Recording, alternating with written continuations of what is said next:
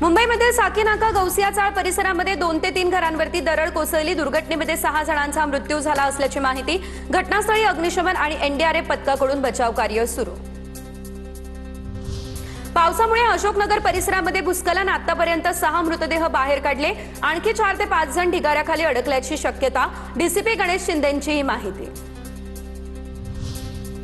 महापौर रितू तावडे आणि अतिरिक्त महापालिका आयुक्तांकडून घाटकोपरमधील भूस्खलनाच्या ठिकाणी आढावा। दुर्घटनास्थळी आता डोंगराला लागून 6 घरं होती असल्याची माहिती। आतापर्यंत 4 लोकांना बाहेर काढलंय। 2 जणांवरती राजावाडी रुग्णालयामध्ये उपचार सुरू। रितू तावडे यांनी दिली माहिती। गरजेप्रमाणे डोंगराळ भागामध्ये निधी देणं गरजेचं आहे। भाजपचे आमदार राम कदम यांचं हे वक्तव्य। धोकादायक पण अधिकृत असलेल्या घरांबाबत धोरणात्मक निर्णय घेणं गरजेचं। राम कदम यांची ही प्रतिक्रिया समोर। शिवसेना पक्ष आणि चिन्हावरील सुनावणी अंतिम टप्प्यात। आज दुपारी 2 वाजता पुन्हा सुनावणी होणार। कपिल सिब्बल कोर्टापुढे आणखी युक्तिवाद मांडणार। एकनाथ शिंदे यांच्या नियुक्तीवर कपिल सिब्बल यांचा हल्लाबोल। शिंदेंची नियुक्ती ही लोकशाही विरोधी। 2018चा घटनाबदल असंवैधानिक तर शिंदेंची नियुक्ती संवैधानिक कशी? सुप्रीम कोर्टात सिब्बल यांचा जोरदार युक्तिवाद।